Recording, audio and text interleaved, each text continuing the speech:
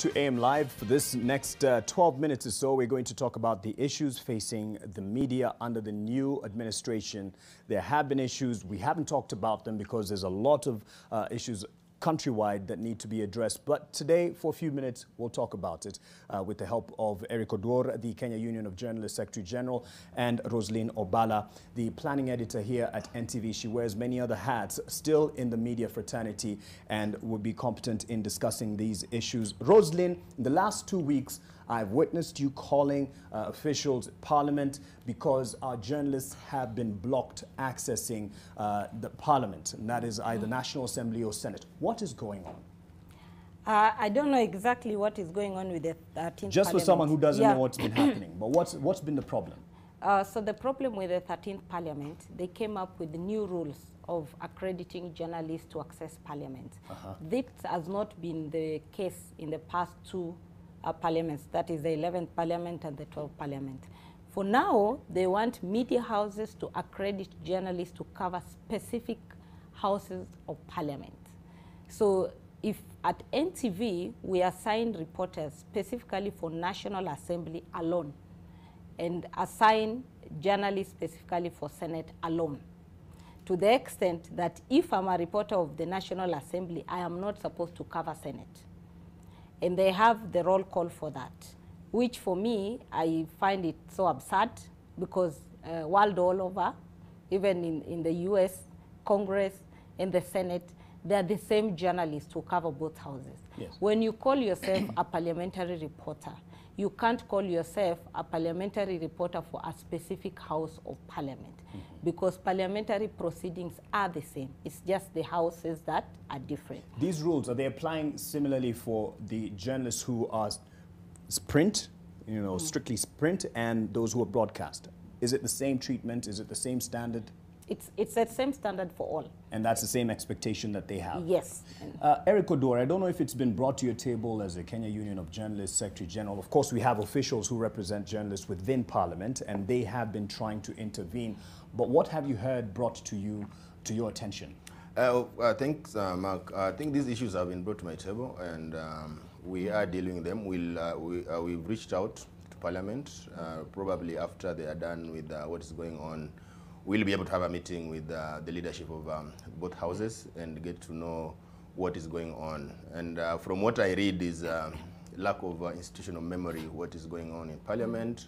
We have people who have been given responsibilities and they do not understand those responsibilities. They believe that when they're in Parliament, they're supposed to protect the interest of Parliament, and they do not know that journalists are actually part and parcel of Parliament. If you look at the history and put it to context, where the phrase the fourth estate comes from, it actually originated from Parliament. When a gentleman who is also a politician, Edmund Burke, was addressing the House of Commons, he looked at the press gallery and he said, there is the fourth estate. So that means that, and in his speech, he was trying to underscore the importance of media in the growth of democracy. And he said that for the democracy to grow and even for parliamentary to account to the people, it means that media must be allowed to access Parliament through press gallery and report. And what we are getting is that nowadays even the press gallery, journalists are not allowed to access press gallery. They follow the proceedings from the television at the media center. So it's an absurd situation what's going on in Parliament, and we may need to take through some of those people who are coming up with these rules the journey we've walked from 2008 when we came up with parliamentary reforms that they changed standing orders for the first time for a very long time. And it was meant to allow access to information by journalists. Okay. And those reforms actually also recommended that journalists should be given more access by ensuring that we have the staff who will be working with journalists. So these are media relations officers who are recruited by Parliament. Their work actually is supposed to enable and facilitate journalists to access information in Parliament, not to be seen as if they want to protect Parliament against journalists. So that's why I'm saying that is lack of institutional memory, and probably when you have a sit down with them, we'll be able to take them through the journey that ensured that we have RMOs in Parliament, and to help journalists to access information and documents in Parliament, because during those days when we were covering Parliament before the reforms, when even you wanted something like order paper, getting it so difficult because sometimes you had to go to room 8 or room 9 somewhere there, which again sometimes access was not possible. And that is why it was established that we should have a media center where all these documents should be available. And to that to happen, Parliament was advised, and the proposal was that you have to employ media relations officer so that they can act as a bridge between Parliament and the media. So I think those are some of the conversations that we need to have with Parliament so that there's a clear and proper understanding about the role of the media and how journalists should be facilitated and supported to access information. Rosalind, Eric has said there is a need here for institutional memory. Is the problem that there are new officials in charge at Parliament in terms of liaisons with the media? And then what are the demands then that we are giving? And it's not anything new, but what are we saying should be the modus operandi, if you may? I think there are those who are new, and also I think we need to have some workshops, just as Oduor is saying, where we need to have these conversations. First of all, the media relations officers should see media as part and parcel of the team that facilitates the reporting in Parliament.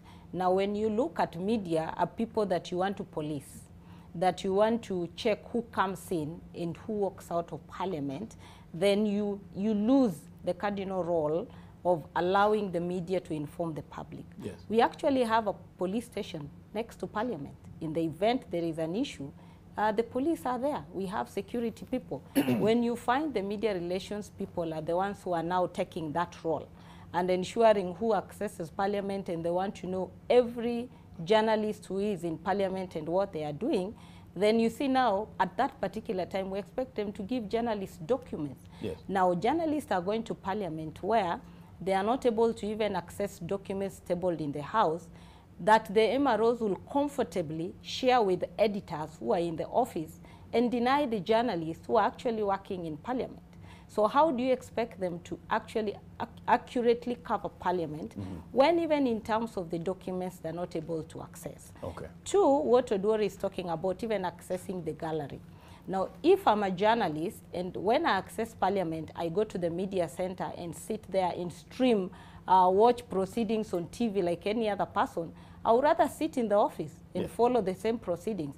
The reason why I go to Parliament is for me to be able to go to the gallery, be able to actually demonstrate to Kenyans even how the MPs were able to conduct themselves in the House.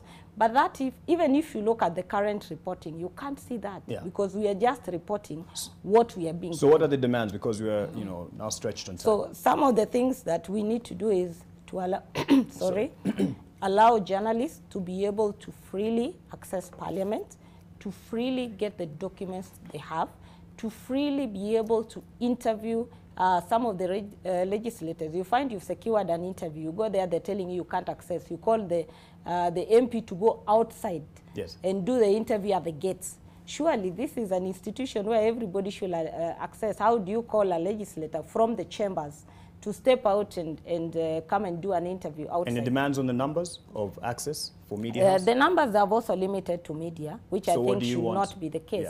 Let them allow, because already journalists are accredited by the media houses. They are accredited by Media Council, which is the regulator. Let them allow the journalists to access Parliament. Okay, and because we've stretched on time, really quick, there are issues as well in terms of resource that should be facilitating the work of journalists that have come up. And you've been, outspoken on this as a Kenya Union of Journalists, of course, in the circles of journalists. What's going on in that circle? Yes, I think what we are doing, I think we have some housekeeping issues that we need to address and get to know how resources, like you say, media is funded by the government through the Media Council of Kenya, which is a regulator. And the Media Council actually received the funds from the government on behalf of the media industry. And therefore, we have got a responsibility to get to know how those funds are used. And I think those are the discussions that we're having in-house. And we hope that we will be able to address them.